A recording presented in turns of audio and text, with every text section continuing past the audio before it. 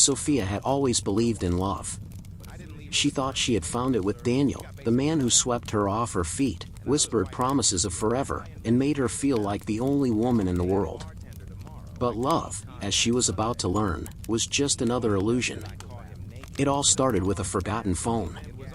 Daniel had rushed out one morning, late for work, leaving his phone buzzing on the kitchen counter.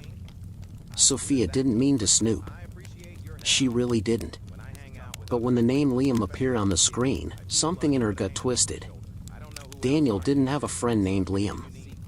Her heart pounded as she hesitated for only a second before picking up the phone and unlocking it. Daniel had always been careless enough to use her birthday as his passcode. And then she saw it. "Liam, I can't wait to see you tonight. I hate sneaking around, but I love the thrill." Face blowing a kiss. Sophia's breath hitched. Her hands trembled.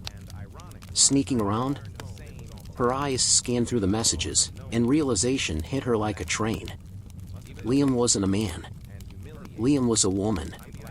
A woman Daniel had been seeing behind her back. Her first instinct was to scream, to call him, to demand answers. But then, something stopped her. A thought. If he had been lying to her for months, maybe it was her turn to play the game. She placed the phone back, exactly as it was, and smiled. She wasn't going to confront him. She was going to make him regret everything. Sophia spent the rest of the day carefully crafting her plan. Confrontation would only give Daniel a chance to lie, to manipulate, to twist the truth into something digestible. No, she wanted him to feel the weight of his betrayal. And she knew exactly how to do it. That evening, when Daniel came home, he kissed her on the cheek like nothing had changed. "How's your day, babe?" he asked, tossing his keys on the counter. Sophia smiled sweetly. "Amazing, actually. I had lunch with an old friend." Daniel didn't even glance up. "Yeah? Who?" Sophia's smile widened. "Oh, just someone who knows you very well." His hand froze midair. He finally looked at her, his eyes searching for something in her expression. But she gave him nothing. Instead, she walked past him, her perfume lingering in the air, and disappeared into their bedroom. Let the games begin. The next few days, Sophia played her role perfectly. She was affectionate but distant, warm but unreadable. She let him feel safe, until she pulled the rug from under him. She accidentally left her phone unlocked on the table, just as he had done, letting a mysterious text from Elle appear on the screen. "Elle, last night was unforgettable. Can't wait to see you again. Red heart." Daniel's entire body tensed when he saw it. He didn't say anything right away. But that night, when she climbed into bed beside him, she could feel his mind racing. He knew. And that was the first step toward his downfall. Daniel couldn't take it anymore.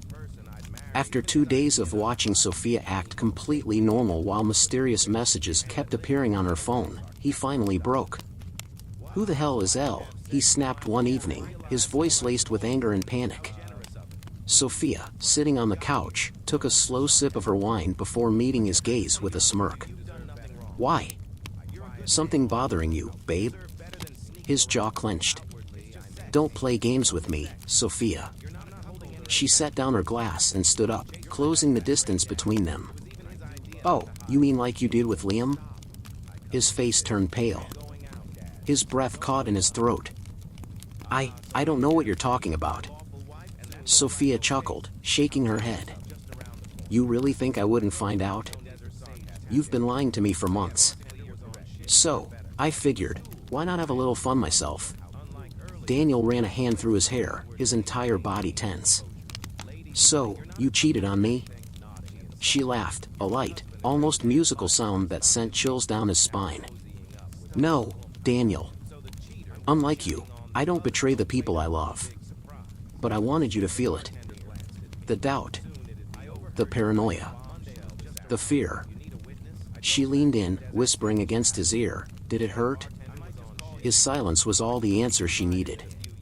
She stepped back, grabbing her purse. "I've already spoken to a lawyer. The divorce papers will be on the table by morning." Oh, and just so you know, she flashed a wicked smile. Liam isn't answering your texts because she knows everything too. Seems like you lost us both. Daniel opened his mouth, but no words came out. By the time he could even process what had happened, Sophia was already walking out the door, leaving him alone in the ruins of his own lies.